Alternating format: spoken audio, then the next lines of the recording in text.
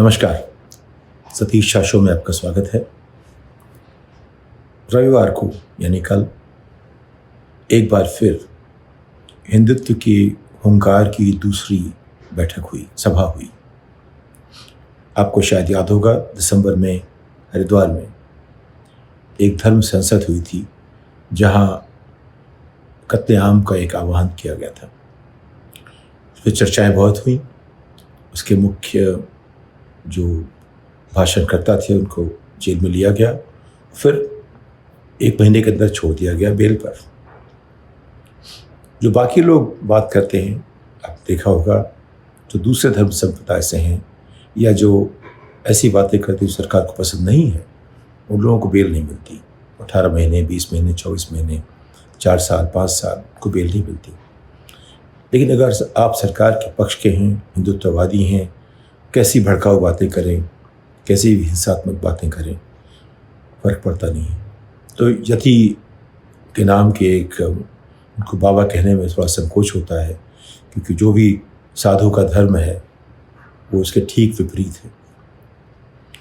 तो खैर, उन्होंने फिर दूसरी बार जब उनको जेल से छोड़ा गया था तो कहा गया था कि आप ऐसे ही भड़काऊ बातें नहीं करेंगे, न भाषण देंगे, न ऐसे किसी संगठन से जुड़ेंगे। जो भी आमतौर पे हर नागरिक पर लागू होती हैं वो सारे बंधन कचहरी ने भी लगाए। लेकिन चूंकि अब वो यति हैं और हिंदुत्ववादी हैं, भगवा पहन सकते हैं, सरकार के साथ हैं, तो उन्होंने फिर एक बिना पुलिस की परमिशन के एक बड़ी सभा 3 अप्रैल इतवार को दिल्ली के पास हुई।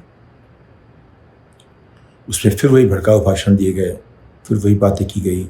ये एक सिलसिला है और ये एक बिल्कुल लगता है सुनियोजित सिलसिला है, जिससे कि तमाम फुलझड़ियाँ छोड़ते रहिए, कभी छोटे पटाखे छोड़िए, कुछ कुछ करते रहिए, और अंत में ऐसा माहौल बन जाता है जिसके परिणाम काफ़ी भयावह होते हैं।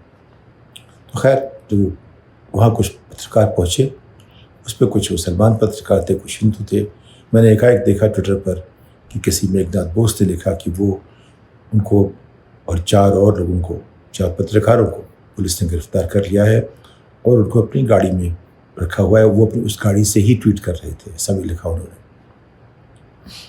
कुछ समय बाद वो दिल्ली के एक डीसीपी ने, जो उस इलाके से संबंध थे, उन्होंने संदेश भेजा कि नहीं, उन पे कुछ जो हमला हुआ तो कुछ लोग डर के, कुछ पत्रकार पुलिस की गाड़ियों में आके बैठ गए, ऐसा कहा गया कि उनको गिरफ्तार नहीं किया गया। खैर, वो एक बात के 2 पहलू हैं। नहीं किया गया, अच्छी बात है, सुरक्षा मिली, बहुत अच्छी बात है। लेकिन फिर ऐसा क्यों लगा उन लोगों को कि उनको गिरफ्तार किया गया?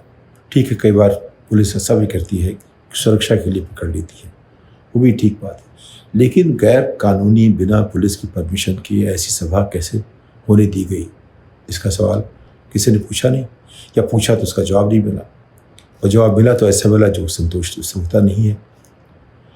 ये बहुत मुश्किल है प्रशासन के लिए, किसी भी अफसर के लिए, और वहाँ उनके साथ हमारी संवेदनाएं भी हैं कि जब आपके अफसर, जिनके हाथ में आपकी नौकरी की लगाम है, वो आपसे कुछ कहें तो आप क्या कर सकते हैं? आप रोजाना तो इस्तीफे की धमकी नहीं दे सकते। उनके खिलाफ जाएंगे तो आपके पास तमाम केस लगेंगे। आप गुजरात का हाल देख लीजिए। जिस भी अफसर ने मुख्यमंत्री के जरा भी खिलाफ बात करने की छोड़िए, अगर मुख्यमंत्री को ये लगा कि ये आदमी खिलाफ जा सकता है, उतना ही काफ़ी था उनके ऊपर तमाम मामले तमाम दफ़ाओं के अंदर दायर किए गए, और उसके बाद उनका कोई, उससे बचने की कोई गुंजाइश नहीं है। फिर वो लोग अभी भी 8 साल से विधान सेवा के यहाँ आ गए हैं, लेकिन जिन लोगों के साथ उन्होंने ऐसा किया, अफसरों के साथ, वो अभी वही है, बंद है।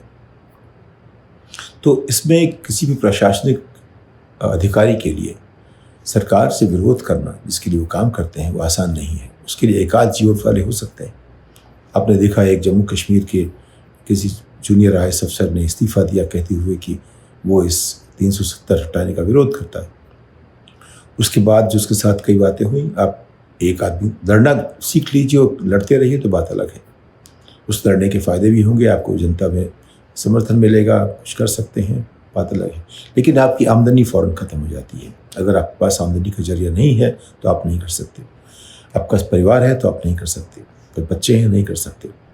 तो यानी कि जो लोग नौकरी करते हैं उनकी सीमाएं हैं, उनके पास उनके जो अफसर कहते हैं उनका उनका धर्म भी वही है। जो आपके जो वरिष्ठ लोग कहेंगे उसको उसके साथ चलना, उस पे काम करना, उस रास्ते को आगे बढ़ाना, ये आपका नैतिक धर्म भी है, एक सरकारी अधिकारी होने के नाते या सरकारी मुलाजिम होने के नाते। लेकिन आपके पास कुछ और भी सर्विस बुक्स हैं, कुछ मूल्य भी हैं, सामाजिक मूल्य हैं, कुछ अपने मूल्य हैं। उन सबको आप संतुलित कैसे करते हैं, ये अपने आप में एक रोज़ का सवाल है लोगों के लिए। और आम तौर पर लोग फिर एक तय कर लेते हैं कि अब संतुलित जीवन जीने के लिए, मुश्किलों से बचने के लिए हमें कैसे चलना चाहिए। तो जो सरकार कहती है वो करते रहते हैं, जब तक कि कोई ऐसी मजबूरी ना पड़े कि जो आत्मा की आवाज़ सुननी पड़े। मुझे फिर याद आती है जब इंदिरा गांधी ने कांग्रेस में उनके खिलाफ विद्रोह हुआ, उन्होंने आत्मा की आवाज़ की बात की। उन्होंने कहा सबको आत्मा की आवाज़ की आह्वान किया कि आप उसके हिसाब से वोट कीजिए। वो अपने आप में एक बहुत बड़ा दांव था जो उनके लिए सफल हो गया। लेकिन आत्मा की आवाज़ हर सरकारी कर्मचारी के लिए बड़ी मुश्किल है। उसके लिए कोई जयप्रकाश नारायण जैसे नेता चाहिए, तब भी उतना आसान नहीं होता कि सभी सरकारी कर्मचारी जो काम ठीक नहीं लगता उन्हें वो ना करें। ये आसान नहीं है। सर्विस बुक्स हैं, डिसिप्लिन की बात होती है, नौकरी से निकाल दिए जाने की। निकालना तो एक बात है, उसके साथ साथ उनके पास जो मुश्किलें होती हैं अलग हैं। ये सब जो है, ये इसलिए कह रहा हूँ कि अगर प्रशासन ऐसी वारदातें रोकना चाहता है तो बात अलग है। अगर उसको बढ़ावा देना चाहता है तो कर्मचारियों के पास कोई चारा नहीं है। तो हम पुलिस को दोष दें, बड़ी मुश्किल है। पुलिस के जो कर्मचारी हैं उनके पास कोई जरिया नहीं है कि वो सरकार की बात ना माने। तो सारा जो दोष या जो जिम्मेदारी जो है, दोष से ज़्यादा जिम्मेदारी वो सरकार के ऊपर आती है। और सरकार कौन है? जो राजनीतिक पार्टी जिसको हम चुनते हैं वो सरकार है।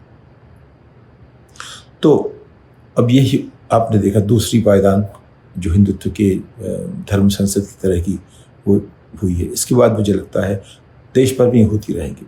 तो कहीं आप हिजाब की बात कीजिए, कहीं उनको काम न देने की बात दीजिए, कहीं रेस्टोरेंट में उनको खाने को नहीं दिया जाएगा। ये किराए के घर न मिलना तो बहुत पुरानी बात हो चुकी है।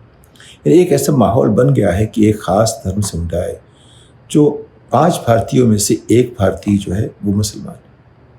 इतने लोगों को आपने एकदम से अपने जो मुख्य धारा समाज की है उससे अलग कर दिया। और उनको मैं सोच नहीं पा रहा हूँ कि मैं अगर मुसलमान होता तो कैसा लगता है इस माहौल में। तो ये तो आज की स्थिति है जहाँ हम अगर देश को देखें, एक ऐसे संवैधानिक सेकुलर देश में जहाँ ऐसी हम संभावना देखते नहीं थे, वहाँ स्थिति ऐसी हो गई है कि एक समुदाय का हिस्सा होना अपने आप में एक गले में पत्थर की तरह लग गया। ये इसको हम कैसे हल करेंगे? क्योंकि ये तो बिल्कुल सुनियोजित ढंग से हो रहा है और जो उनकी पार्टियां हैं वो भी खड़ी नहीं हो पा रही हैं। इसका हल किसी के पास निकल कर नहीं आ रहा है। ये सब राम भरोसे है। और आप कह रहे हैं कि जब वो कुछ काटे जाएंगे, राम राम चिल्लाएंगे, इस तरह नारे लग रहे हैं, लेकिन हम सब क्या राम भरोसे छोड़ सकते हैं इन चीज़ों को? तो अब हमारे अच्छे परिचित पत्रकार भी उन्होंने लिखा कि ये जो गिरफ्तार करने की बात थी पत्रकारों को झूठ फैलाया गया है।